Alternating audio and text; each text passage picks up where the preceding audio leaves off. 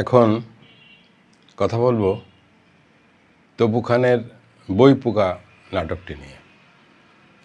সাদনিমা বিনতে নোমান আর খায়রুল বাশারের একটি চমৎকার কেমিস্ট্রি।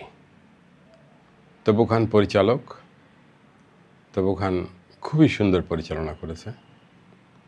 সাদনিমা বিনতে নোমান, তার পুরো নাম বারবার বলা যাচ্ছে না, তাকে আমি নোমানই বলি। তা খায়রুল বাশার এবং মেয়েটি দুজনেই প্রায় একই মনের মানুষ, দুজনেই বইয়ের খুব পোকা।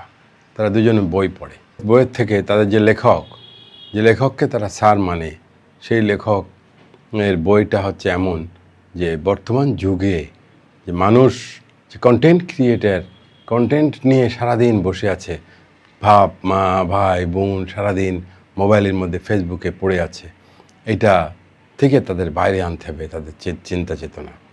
তাদের সাথে এদের মিল হয় না, কোনো রকমের মিল হয় না।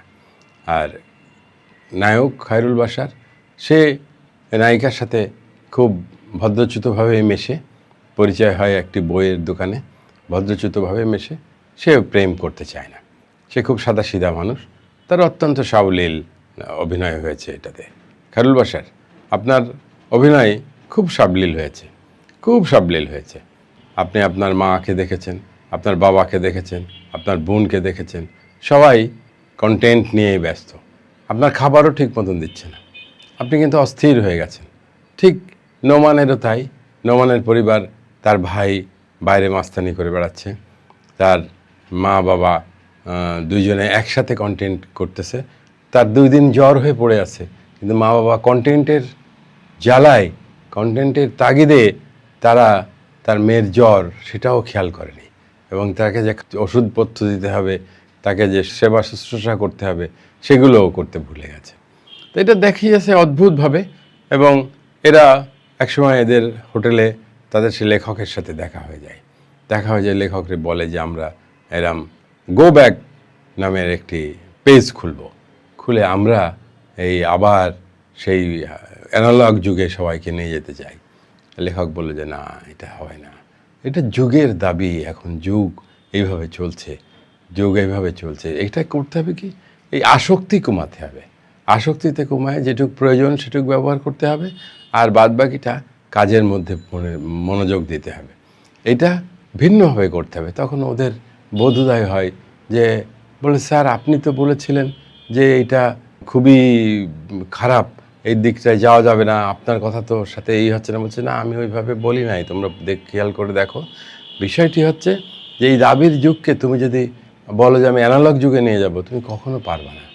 কারণ এখন যে সবার হাতে মোবাইল, সবার হাতে ফেসবুক, সবার হাতে ইউটিউব, এআই যুগ, এই যুগে সবাই এটা ব্যবহার করবে। এই ব্যবহারটা যাতে অপব্যবহারে না পরিণত হয়, সেই চেষ্টা করতে হবে।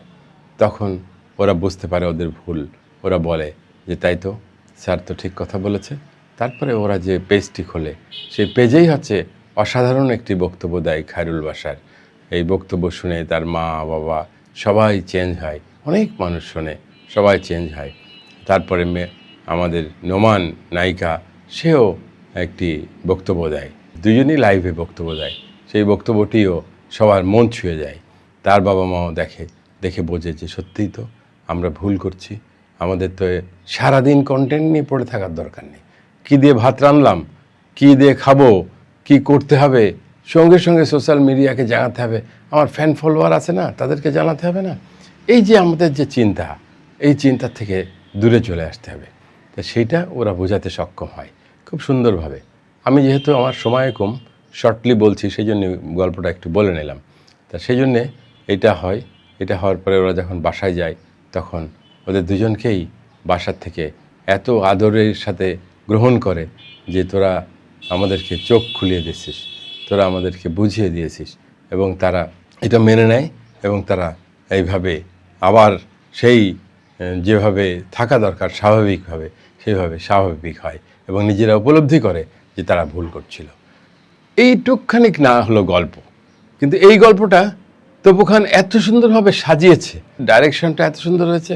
আর খায়রুল বাশার, আপনি নতুন একজন নায়ক, নতুন বলতে আমরা যেরকম বলি যে ধরেন অপূর্ব, নিশো, ইরফান সাজ্জাদ, জোভান, এরা কিন্তু অনেক আগে এসেছে, অনেক আগে এসেছে। আপনি তার অনেক পরে শেষের দিকে এসেছেন।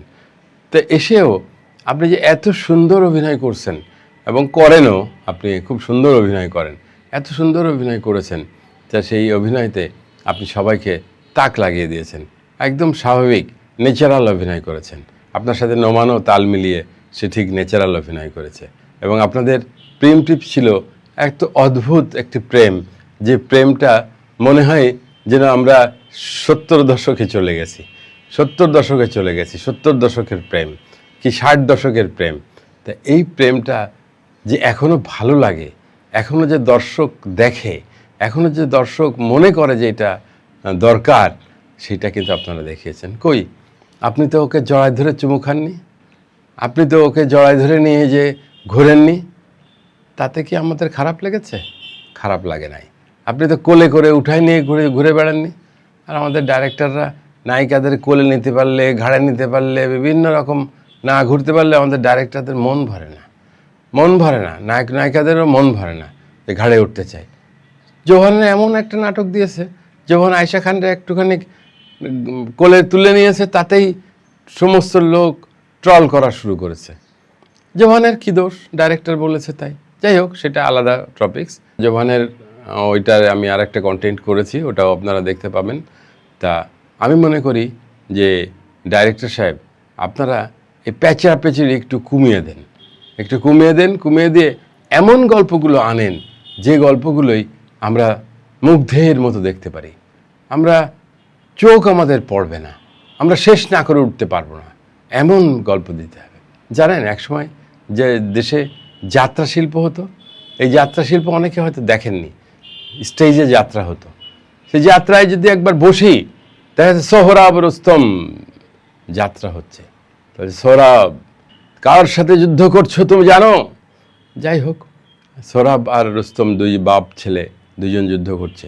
মানুষ হা করে সেই যাত্রা দেখতো। সেই যাত্রা শিল্প আস্তে আস্তে হারিয়ে গেছে। এখন নাটক চলে আসছে কিভাবে? নাটক চলে আসছে অপূর্ব, একজন নায়িকা, একজন বাবার, মেয়ের হয়তো বাবা মা নেই, আর ছেলের হয়তো মা আছে বাবা নেই, 4 জন, শেষ। নাটক খানিকক্ষণ ঘোরাঘুরি করে পোবাইলের লেকের পাড়ে যেয়ে খানিকক্ষণ ঘুরে একটুখানি বসে এটা রাগ টাগ করলো, রাগ টাগ ভাঙায় টাঙায় দিয়ে নাটক শেষ। এটা হবে না।